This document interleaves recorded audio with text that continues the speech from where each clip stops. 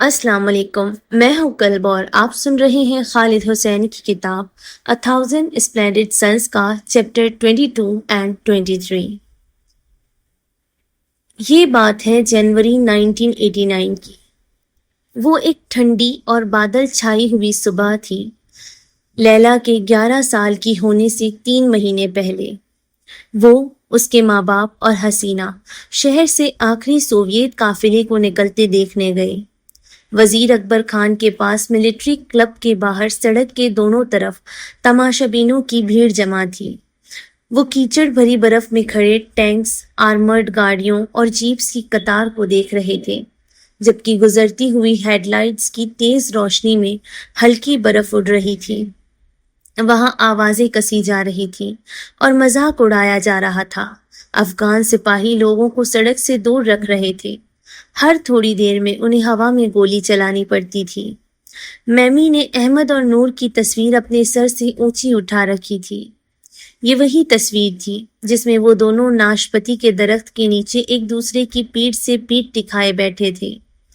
वहां उनकी तरह और भी खवातीन थी, जिन्होंने अपने शहीद शौहरों, बेटों और भाइयों की तस्वीरें ऊंची उठाई हुई थी। किसी ने लैला और हसीना के कंधे पर थपथपाया। वो तारिक था। तुम्हें ये चीज कहाँ से मिली? हसीना हैरत से बोली। मैंने सोचा कि मौके के मुताबिक तैयार होकर आऊं, तारिक ने कहा। उसने एक बहुत बड़ा रशियन फर हैट पहना हुआ था, जिसमें कान ढकने वाले फ्लैप्स भी थे, जिसे उसने नीचे खींच रखा था। मैं कैसा लग रहा हूं? अजीबो गरीब, लैला हंसी। मेरा मकसद भी यही था। तुम्हारे माँ बाप तुम्हें इस हुलिये में यहाँ साथ लेकर आए हैं? वो दरअसल घर पर हैं, उसने कहा।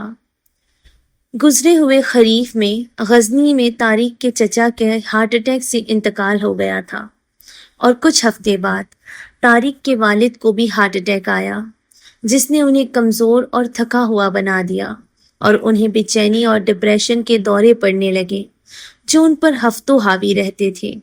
लैला तारिक को इस तरह देखकर खुश थी, बिल्कुल पहले की तरह। उसके वालिद की बीमारी के बाद कई हफ्तों तक लैला ने उसे उदास और मायूस घूमते हुए देखा था। वो तीनों चुपके से निकल गए, जबकि मैमी और बाबी खड़े सोवियत फोर्स को देख रहे थे। एक स्ट्रीट वेंडर से तारिक ने उन सब के लिए उबले हुए बीन्स की एक एक प्लेट खरीदी, जिस पर धनिये की गाढ़ी चटनी डाली हुई थी। उन्होंने कालीन की एक बंद दुकान के साइबान के नीचे बैठकर खाया। फिर हसीना अपने घर वालों को ढूंढने चली गई। बस से घर वापस आते हुए तारिक और लैला उसके माँ बाप के पीछे बैठे थे। मैमी खिड़की के पास थी, बाहर देख रही थी और तस्वीर को अपने सीने से लगाया हुआ था। उनके पास बैठे बाबी खामोशी से एक शख्स की बात सुन रहे थे, जो बहस कर रहा था कि सोवियत शायद जा रहे हैं, लेकिन वो काबुल में नजीबुल्लाह को हथियार भेजते रहेंगे। वो उनका कठपुतली है, वो उसके जरिए जंग को जारी रखेंगे। तुम इस बात पर शर्त लगा सकते हो। अगली रो में किसी ने इस बात से इत्तेफाक किया। मैमी अपने आप में कुछ बड़बड़ा रही थी, लंबी दुआएं जो चलती ही जा रही थी, यहाँ तक कि उनका सांस फूल गया और आखिरी कुछ अल्फाज उन्हें बहुत हल्की और बारीक आवाज में कहने पड़े। वो उस दिन बाद में सिनेमा पार्क गए, लैला और तारिक, और उन्हें एक सोवियत फिल्म देखनी पड़ी जो गैर इरादी तौर पर मजाकिया अंदाज में फारसी में डब की गई थी। उसमें एक तजारती जहाज था और एक फर्स्ट मेट था जिसे कैप्टन की बेटी से मोहब्बत थी।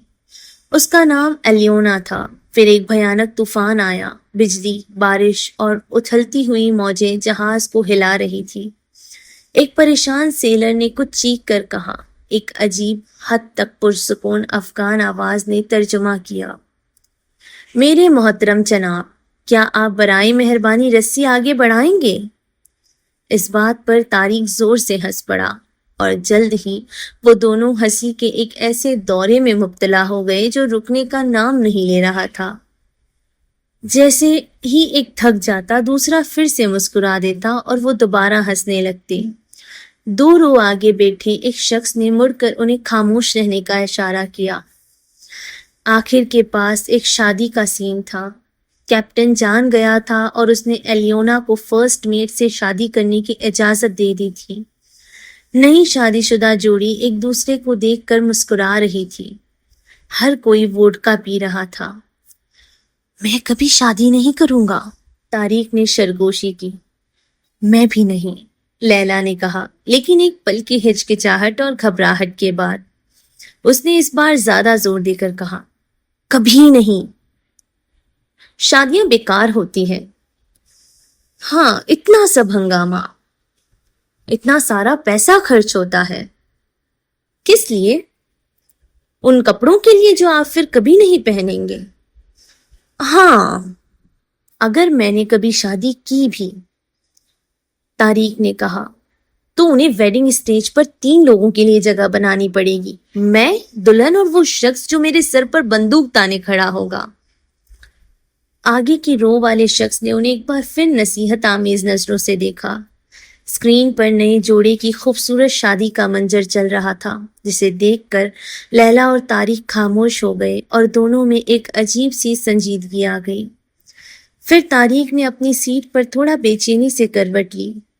ایک بدلی ہوئی آواز میں اس نے کہا، کیا تمہیں پتا ہے کہ اگر تم سائبیریا میں اسنوٹ پھینکو تو وہ زمین پر گرنے سے پہلے ہی برف کا ایک سبز ٹکڑا بن جاتا ہے؟ وہ دونوں ہنسے، لیکن اس بار بہت مختصر اور گھبراہٹ کے ساتھ۔ اور جب فلم ختم ہوئی اور وہ باہر گئے تو لیلا کو یہ دیکھ کر سکون ملا کہ آسمان ڈھل چکا تھا، تاکہ اس دن کی تیز روشنی میں طارق سے نظریں نہ ملانی پڑے۔ ہماری کہانی آگے بڑھتی ہے اپریل 1992 میں۔ 3 سال گزر چکے تھے۔ اس دوران طارق کے والد کو کئی بار فالج کے جھٹکے آئے۔ اس وجہ سے ان کا بایاں ہاتھ کمزور ہو گیا اور ان کی زبان میں تھوڑا لڑکپن آ گیا۔ جب وہ پریشان ہوتے، جو کہ اکثر ہوتے تھے، تو ان کا لڑکپن اور بڑھ جاتا۔ طارق کا قد دوبارہ اس کی مصنوعی ٹانگ سے بڑا ہو گیا اور اسے ریڈ کراس کی طرف سے ایک نئی ٹانگ دی گئی، حالانکہ اسے اس کے لیے 6 مہینے انتظار کرنا پڑا۔ جیسے کہ حسینہ کو ڈر تھا، اس کے گھر والے اسے لاہور لے گئے، جہاں اس کی شادی اس کے اس کزن سے کر دی گئی جو ایک آٹو شاپ کا مالک تھا۔ جس صبح وہ اسے لے جا رہے تھے، لیلا اور گیتی حسینہ کے گھر اسے خدا حافظ کہنے گئی۔ حسینہ نے انہیں بتایا کہ وہ کزن، جو اس کا شوہر بننے والا تھا، انہیں جرمنی لے جانے کا پروسیس شروع کر چکا ہے، جہاں اس کا بھائی رہتا تھا۔ اس نے سوچا کہ 1 سال کے اندر وہ فرینکفرٹ میں ہوں گے۔ وہ تینوں ایک دوسرے کے گلے لگ کر روئی۔ گیتی کا رونا رک ہی نہیں رہا تھا۔ آخری بار جب لیلا نے حسینہ کو دیکھا تو اس کے والد کافی بھیڑ والی ٹیکسی کے پیچھے والی سیٹ پر بیٹھنے میں اس کی مدد کر رہے تھے۔ سوویت یونین حیرت انگیز تیزی سے بکھر گیا۔ لیلا کو لگتا تھا کہ ہر کچھ ہفتوں میں بابی گھر آ کر کسی نئی ریپبلک کی آزادی کا اعلان کرنے کی خبر دیتے ہیں۔ لیتھوانیا، اسٹونیا، یوکرین، کرملن سے سوویت کا پرچم اتار دیا گیا۔ ریپبلک آف رشیا کا جنم ہوا۔ کابل میں نجیب اللہ نے اپنی حکمت عملی بدلی اور خود کو ایک پکا مسلمان دکھانے کی کوشش کی۔ بہت کم اور بہت دیر سے، بابی نے کہا۔ آپ ایک دن کھاڑ کے چیف نہیں رہ سکتے اور اگلے ہی دن اس مسجد میں نماز نہیں پڑھ سکتے جہاں ان لوگوں کے رشتہ دار ہوں جنہوں نے آپ پر تشدد کیا یا انہیں قتل کیا۔ کابل کے گرد فندہ کستہ دیکھ کر نجیب اللہ نے مجاہدین کے ساتھ سمجھوتا کرنے کی کوشش کی، لیکن مجاہدین نے انکار کر دیا۔ اپنے بستر سے میمی نے کہا، ان کے لیے اچھا ہے۔ وہ مجاہدین کے لیے دعائیں کرتی رہی اور اپنی جیت کا انتظار کرتی رہی، اپنے بیٹوں کے دشمنوں کے خاتمے کا انتظار کرتی رہی، اور آخرکار ایسا ہی ہوا۔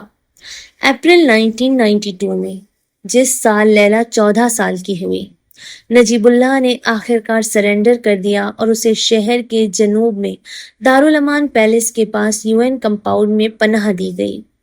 جہاد ختم ہو چکا تھا۔ وہ مختلف کمیونسٹ حکومتیں جو لیلا کی پیدائش کی رات سے اقتدار میں تھی، سب ہار گئی تھی۔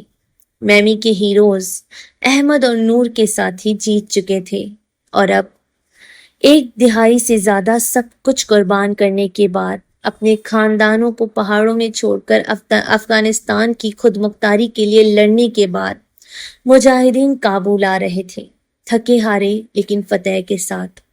میمی ان سب کا نام جانتی تھی۔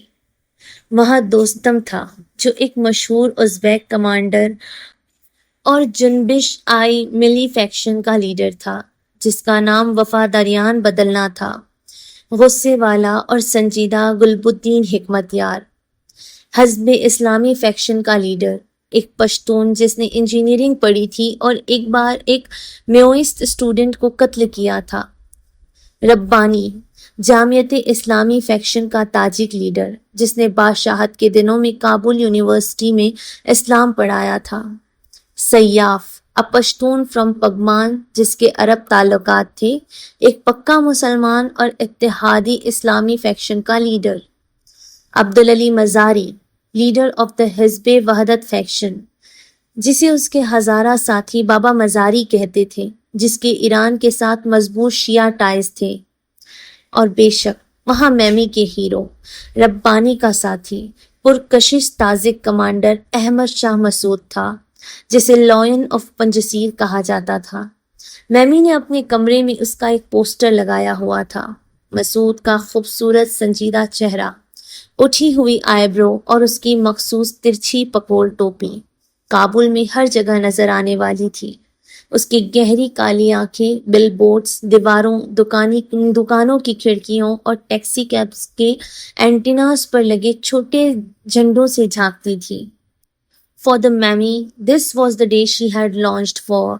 اس نے ان کے اتنے سالوں کے انتظار کو رنگ دیا تھا۔ آخرکار وہ اپنی دعائیں ختم کر سکتی تھی اور ان کے بیٹے سکون سے سو سکتے تھے۔ نجیب اللہ کے سرنڈر کرنے کے اگلے دن میمی بستر سے ایک نئی عورت بن کر اٹھی۔ احمد اور نور کے شہید ہونے کے 5 سالوں میں پہلی بار انہوں نے کالے کپڑے نہیں پہنے تھے۔ انہوں نے سفید پولکا ڈوٹس والا ایک کوبالٹ بلیو لینن ڈریس پہنا۔